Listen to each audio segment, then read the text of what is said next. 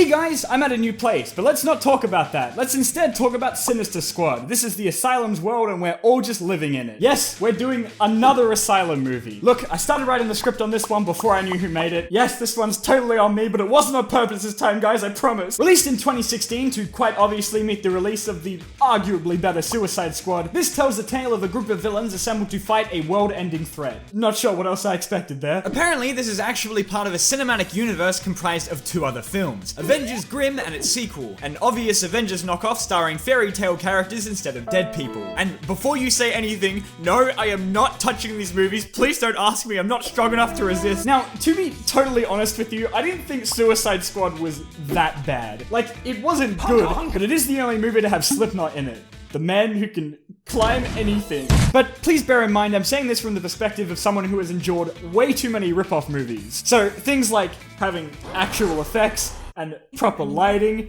and Will Smith are all genuinely impressive to me. The poster has a genius tagline though, super bad, but in a good way. Hey, they knew what they were doing. So yeah, let's get going then. I have unfortunately run out of things to stall with.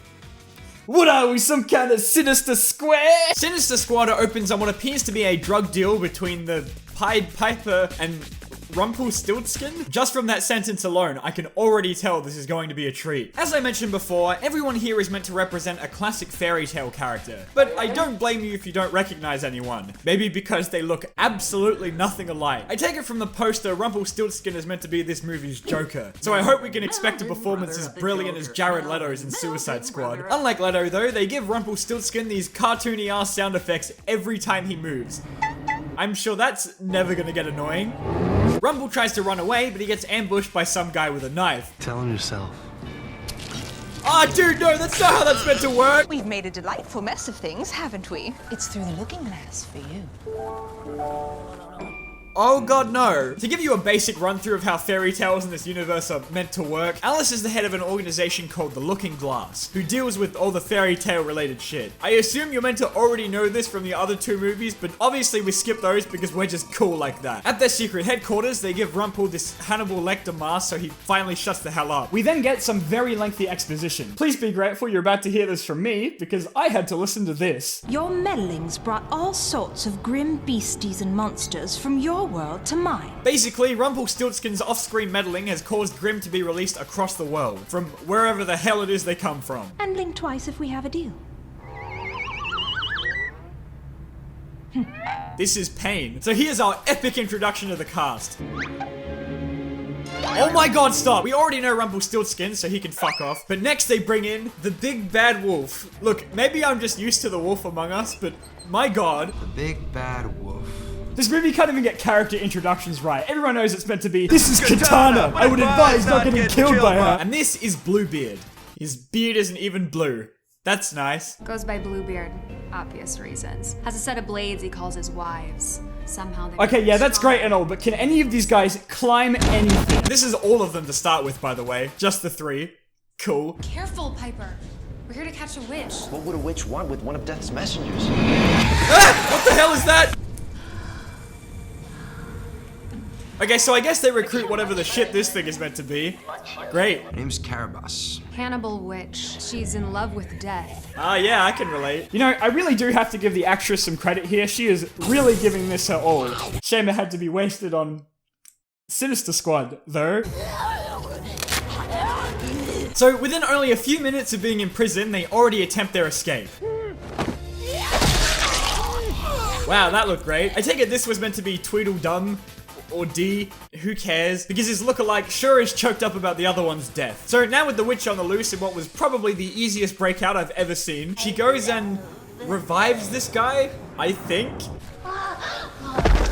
Yeah, that's one way of doing it. We're like half an hour in at this point, and I gotta say, I still do not see a Sinister Squad. To answer my prayers though, what follows is a big breakout scene where we get to see all of the characters just really shine. Let's have a threesome. You work for me now. If you try to leave, I'll kill you. As a matter of fact, if you do anything I don't like, I'll kill you. Wonderland does things to you, man. Okay, it's new character time. This time, their version of the Queen of Hearts. 30 minutes in and we're still introducing important characters. Glad we're staying true to the original source material here. Kill the baby! I never want to hear Rumpy ever again. Is that because you didn't want to hurt people? Okay, so the wolf is meant to be like this sympathetic character, but then who does that make him? The Hulk? Killer Croc? The old magic mirror. He wanted to use it to come here and take over. So... Oh my god, editor, I swear, one more time and I will come over there. Also, what the hell are those jewels on our eyebrows? Ow. My love. Do you love me? What's not to love? Yes, yes, I love you. So now that the team is assembled, Rumpy gives us all a summary of the plot, even though I've already done that. Except I guess I didn't do it in as many sound effects. Is this annoying yet? Yeah, well, how do you think I feel? So, long story short, the witch wants to perform a ritual to summon death, and these guys want to stop her. We already knew that. Why did we need this? Their base is raided by what they call Death's Messengers, which turn out to be a bunch of Rainbow Six Siege players. Oh yeah, he seemed real remorseful about that. Hell yeah, this ain't your mommy's Goldilocks! Oh, and in case you were just dying to know what Rumpelstiltskin and the Queen are doing during all of this, the movie makes sure to show us in between every 5 seconds of fight scene.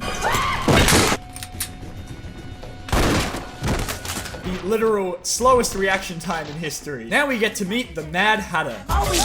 What did they just put glitter on his face? Hatter, I need you to take a little trip for me, love. What fun. Where are we going? I'm gonna go back to my witch hunt, and I'm gonna go check on Tudo.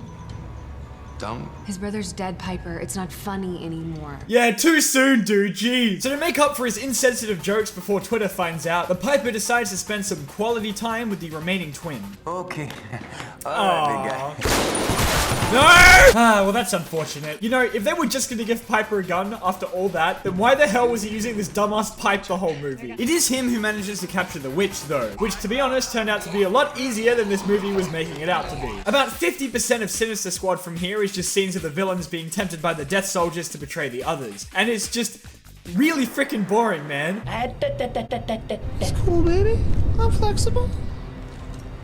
I got a backup plan. I'm doing my best here to explain to you what the plot is meant to be, but I'm honestly just not following. Trade me your body now. I'll rule this realm, and you can have my scraps. Oh yeah, okay, that sums it up. Thanks, man. After about 20 hours of negotiating, I'm pretty sure Rumpy finally agrees to join them. Did not see that one coming, I gotta tell you. I promise.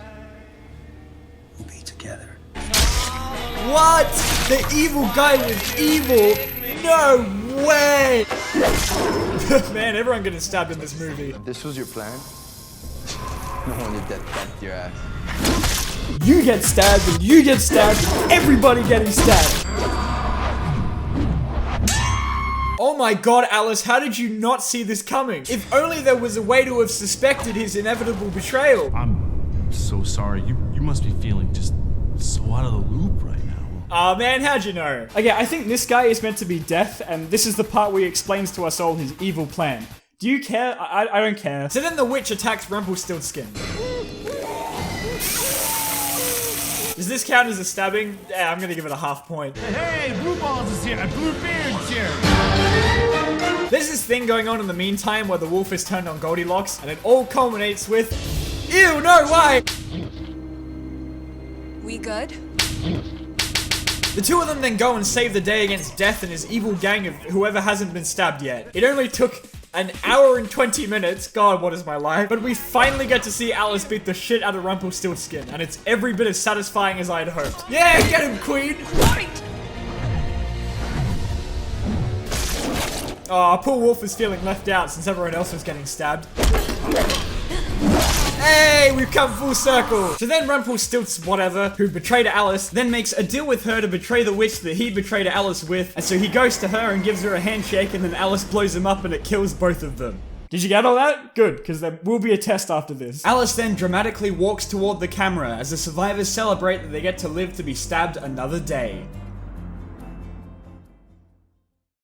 But then it turns out Rumpy was alive all along or something and... Your own little Sinister Squad. Hey, he finally said it, yes! 1 hour, 24 minutes, clock it in, he finally said it. Worth it. Then he's in hell with the queen that he stabbed, and the movie unironically ends with a circle closing on his face. I need to write myself a note to stop watching these movies. It's really not worth it. The tagline should be, super bad. Fuck you. Gotta say, from what I'm used to from these guys, Sinister Squad is slightly more competent in how it looks compared to some of their other works. The lighting sure is better.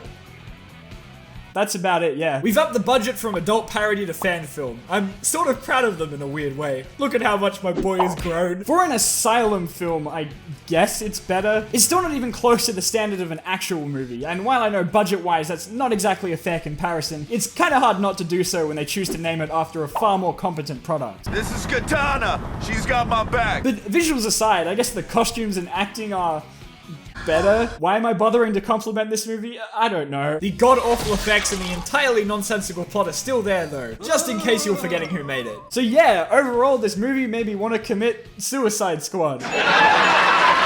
And with that, please don't watch this video. Please, I don't want to watch any more asylum films. Please stop supporting these videos. I mean, see you guys next time. They have my family.